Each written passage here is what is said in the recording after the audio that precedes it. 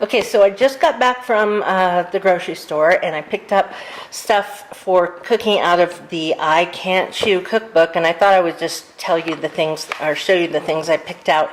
I'm going to make this soup. It's called an autumn bisque. It has, sorry, I'm lisping with this thing in my mouth.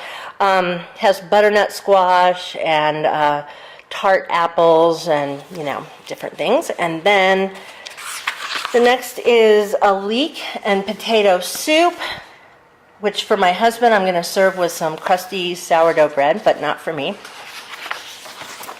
I am also making a hot crab and avocado casserole, a seafood quiche,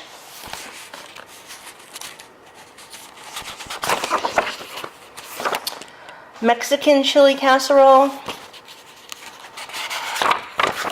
and chicken noodle casserole. So not bad for being on a soft chew diet. Alright, so I'm making dinner, and tonight we're having the potato leek soup. It's a really, really easy recipe, you guys, and you could make it plant-based completely if you wanted to. The recipe calls for a thinly sliced leek and a couple of potatoes peeled and sliced, and then you could use, it calls for chicken broth, but you could use vegetable broth. With, oh, I mentioned the leeks. You have to saute those. You could saute them in water if you're trying to be plant-based, and that actually is not a bad way to do vegetables. You always think that you have to saute in butter, but you don't, or you know, or in chicken broth or something like that. But anyway, so then you put in a couple of cups, there's 2 cups here, of broth, and I'm using chicken broth tonight, but you could use vegetable broth if you want to. And so then I bring this to a boil and simmer it for 30 minutes. So then after that is done, then I need to puree it all up. So I could either put it in a blender or use an immersion blender. I like using my immersion blender. So I'm going to do that. And then it just calls for seasoning. Oh, you stir in about a third of a cup of sour cream, and then put salt and pepper to taste, and then a little bit of ground nutmeg. So anyway, that is it. I'm trying to bring it to a boil right now, and so it can begin the simmer, but I'll let you know when I'm done, how it turns out. Okay, so here's the finished product. I took a taste of it. It's really good. It's nice and thick. It actually was too thick, and so I added 2 more cups of broth to it to thin it out, and there was still a nice amount for me, and then for my husband over here too. So so anyway, you know, you don't even really need a recipe for it. You just kind of you know, throw all that stuff in, and it's quite tasty. Hi you guys, it's Friday, and I'm in my husband's truck. He took my car because my car gets better gas mileage. I'm lisping because I'm wearing that appliance in my mouth and getting it. So just came out of Ace Hardware. I got a 125-foot hose. I'm hoping that's going to do the trick for what I need. I got this scouring stick. Listen to my lisping.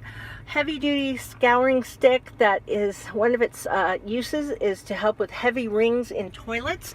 And just as I have had hard water build up in my kitchen sink, I also have hard water build up in a couple of the toilets, and it just makes them look dirty. So I'm going to see if this stick will do the trick. I also bought 2 cans of Scrubbing Bubbles. This one is just a regular bathroom cleaner. This one is a Mega Shower Foamer with Ultra Cling and wide spray. And so I've been using this on my floors, but my showers need to be scrubbed really good too. And found this scrub brush, and let's show you here. It's by Libman, and small space scrub brush, and they're pretty stiff bristles. I figured this will be a whole lot easier for me when I'm scrubbing the tiles, because the thing I have right now, the scrubby thing, is the attachment on the hand steamer, and literally the little brush is about that big, so this is going to be a whole lot better. I'm just sitting in the parking lot right now, but I'm going out and buying more cleaners for my house, because I've had a cleaning lady, sorry, it's getting hot in here. I've had a cleaning lady for the last 7 years. Yeah. She came every 2 weeks, so I did have to do some cleaning, but for the most part, I didn't clean a bathroom. You know, I didn't do stuff. I cleaned my kitchen. That's one of those things you have to keep up on. Sorry, so lisping. But I haven't done my own cleaning for 7 years. I'm kind of looking forward to it, though, you know, taking care of my own house and my own stuff.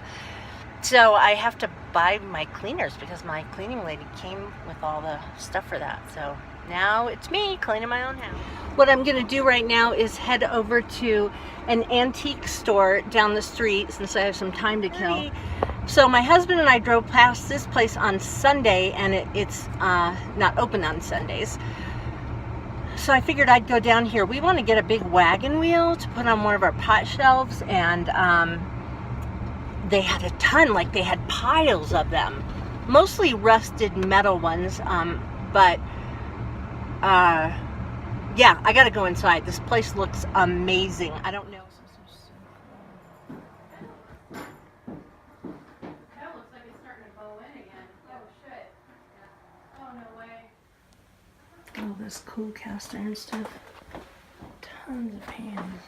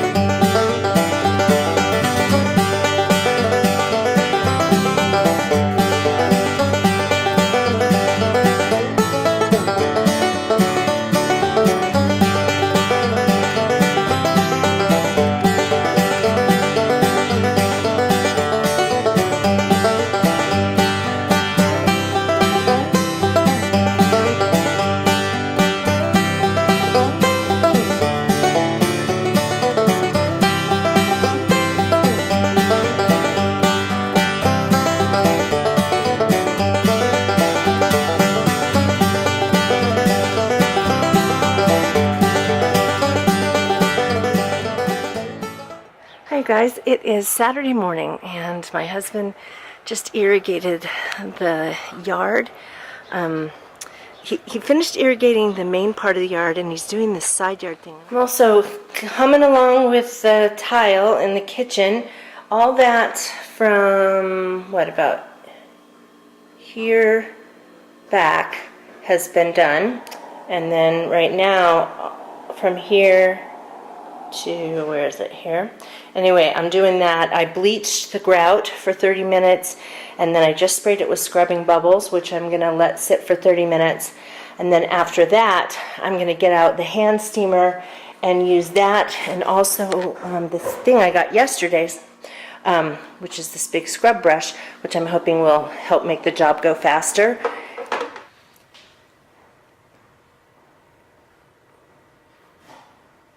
Our little sleepy baby.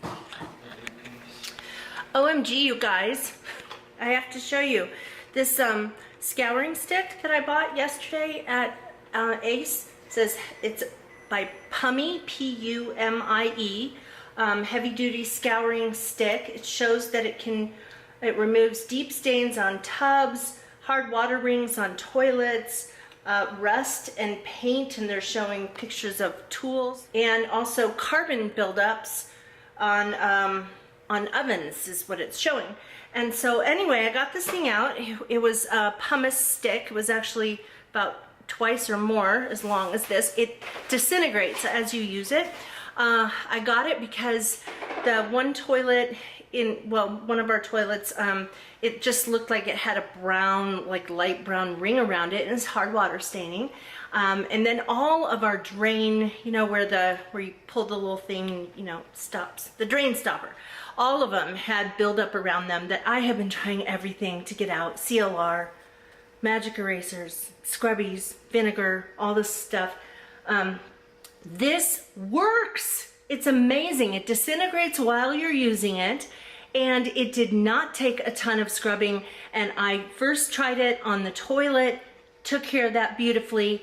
Then I went around and used it on drain things and things that I have been trying to scrub and scrub and scrub and have not been successful with. It worked, and I'm super excited about this.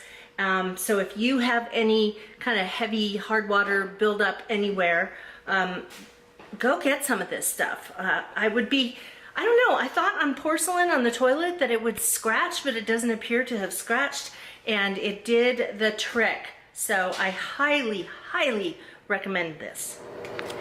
All right, so tonight for dinner, I'm making another one of my soft chew recipes. This is a seafood quiche. It's really simple.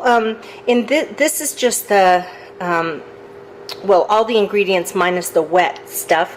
So what's in here is a can of fancy crab meat, and that's the kind that you could put lump crab into. Fancy crab is kind of shredded. So anyway, I just dumped in a can of that in a mixing bowl along with I had a little bag of those salad shrimp, you know, the real tiny ones. So a little bag of that. The recipe calls for 3/4 cup of it.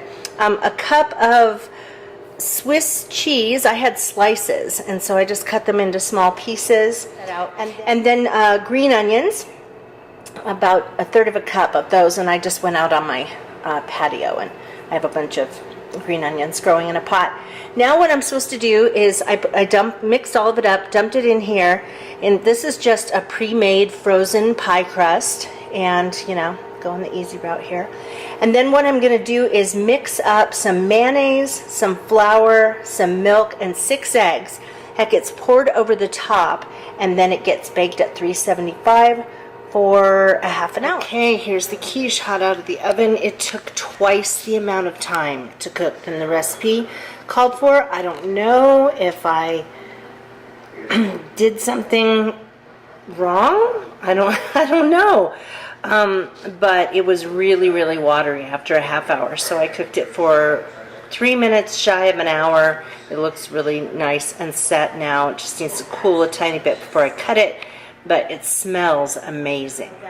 I'm going to go ahead and wrap up this vlog for week's end. And also I'm hopeful that I'll be able to go back to the 1 vlog a week that's 20 minutes instead of 2 vlogs in a week that are around 10, because the new library in Camp Verde is opening up, and I'm just hoping that they're going to have broadband there.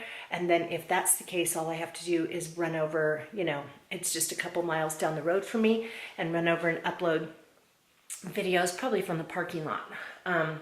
But yeah, so anyway, I'll keep you posted on that. But thanks again for tuning in for another vlog, and we'll see you, let's see, for the midweek vlog on Thursday. Take care, you guys. Bye-bye.